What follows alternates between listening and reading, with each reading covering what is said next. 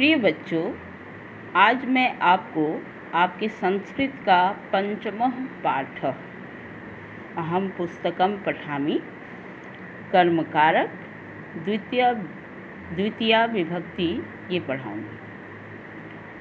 इस पाठ में आपको बताया जाएगा या इस पाठ में बताया गया है कि कर्म कारक किसको कहते हैं और उसका प्रयोग किस तरह से किया जाता है। तो सबसे पहले आप देखिए कर्म की परिभाषा। कर्म किसको कहते हैं?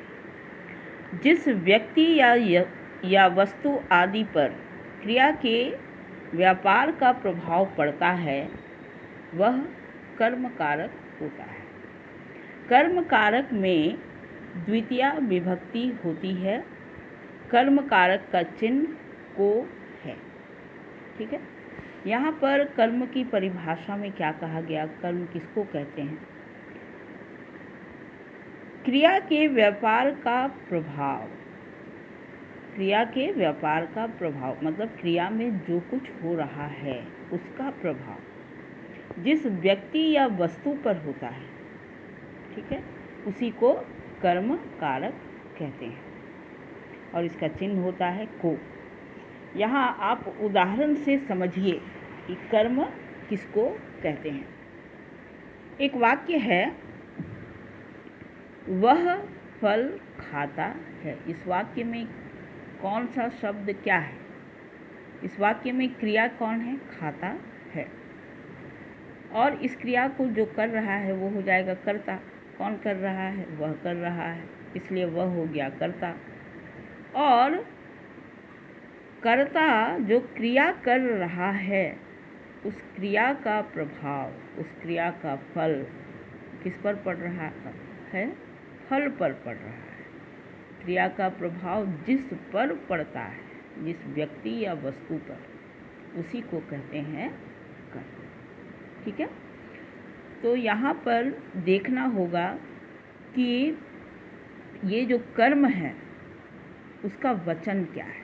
एक वचन है, द्विवचन है, बहुवचन है। इस वाक्य में यह जो फल है वह कर्म है और यह एक वचन का शब्द है। अब शब्द रूप में, फल के शब्द रूप में द्वितीया का एक वचन जो होगा वही यहाँ पर लिखा जाएगा। जब आप इसको संस्कृत में लिखिए तो फल के शब्द रूप में प्रथमा होता है फलम फले फलानी, द्वितीया होता है फलम फले फलानी। द्वितीया में एक वचन फल के लिए आया है फलम। तो इस तरह इस वाक्य का अनुवाद हो जाएगा, सह फलम खादति। वह सह फल फलम खाता है, खादति। ठीक है, दूसरा वाक्य भी एक देख लीजिए। वाक्य है, बच्चे किताबों को पढ़ते हैं। क्रिया क्या है? पढ़ते हैं। कौन कर रहा है? बच्चे। तो बच्चे हो गया कर्ता। अब ये जो क्रिया हो रही है उसका प्रभाव किस पर पड़ रहा है? किताबों पर। तो किताबों को ये हो गया कर। क्रिया के व्यापार का प्रभाव जिस पर पड़ता है, यहाँ किताबों पर उसका प्रभाव पड़ रहा है, इसलिए किताबों को ये हो गया कर्म कारक। ठीक है, तो यहाँ पर बच्चे बहुवचन है तो हो गया बालका। किताबों को ये भी बहुवचन है। पुस्तक का जब शब्द रूप आप चलाइएगा या बोलिएगा तो द्वितीया का रूप होगा पुस्तकम, पुस्तके, पुस्तकानि। बहुवचन हो गया पुस्तकानि। पढ़ते हैं बहुवचन है तो पठन्ति, बालकाः पठन्ति। इस तरह से इस वाक्य का अनुवाद हो जाएगा, या संस्कृत में हम इसको लिखेंगे बालकाः पुस्तकानि पठन्ति। अब देखो ये को का जो चिन्ह है, जो कर्म का चिन्ह है, वो कहीं पर रहता है और कहीं पर नहीं भी रहता है। तब उस स्थिति में आप कर्म को पहचानिएगा कैसे? कर्म की पहचान देखो कैसे होता है। क्रिया के साथ क्या अथवा किसको जोड़कर प्रश्न पूछने पर जो उत्तर आता है वही कर्म होता है। क्रिया के साथ क्या जोड़कर प्रश्न पूछना है? क्या जोड़कर प्रश्न पूछना है, किसको जोड़कर प्रश्न पूछना है। जैसे यहाँ देखिए, यहाँ पर सेंटेंस में आप क्या जोड़कर प्रश्न पूछिए, क्या खाता है, उत्तर क्या आएगा, फल खाता है, तो फल हो गया उत्तर, और फल उत्तर है इसलिए हो गया कर्म। ठीक है।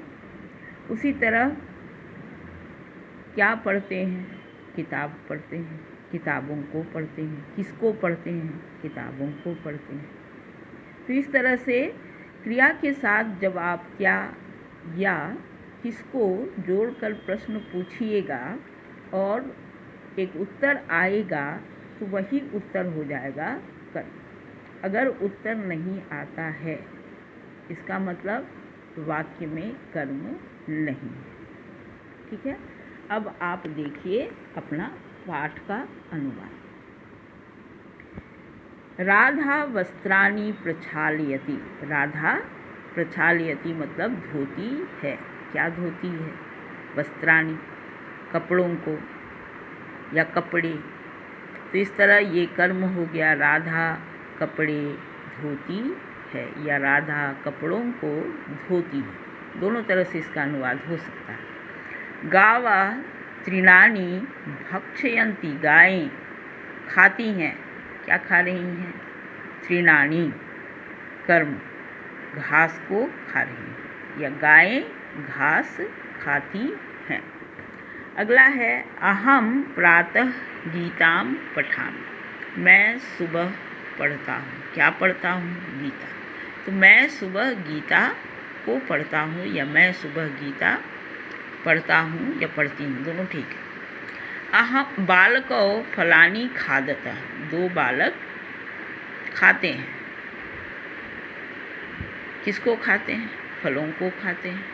तो दो बालक फलों को खाते हैं या दो बालक फल खाते हैं। बालकः मोदकम खादति। बालक खाता है। किसको खा रहा है? मोदकम। मोदकम मतलब लड्डू। बालक लड्डू खाता है। उसी तरह है यहाँ सह पाठम पठति। वह पाठ पढ़ता है। त्वम पाठम पठसि। तुम पाठ पढ़ते हो। अहम पाठम पठामि। मैं पाठ पढ़ता हूँ। तीनों के साथ आप क्या जोड़कर क्वेश्चन पूछिए, आपको उत्तर मिलेगा पाठ।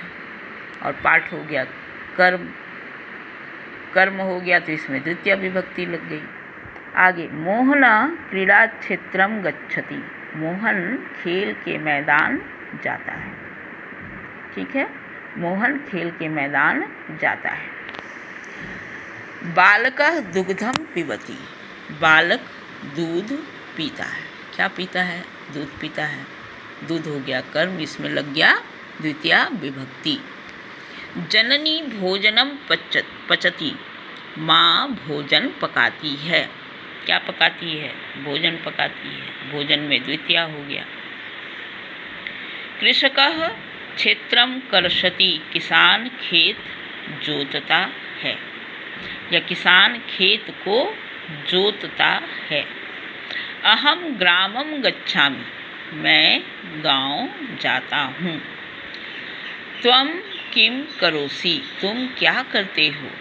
अहम पुस्तकम पठामि। मैं पुस्तक पढ़ता हूँ।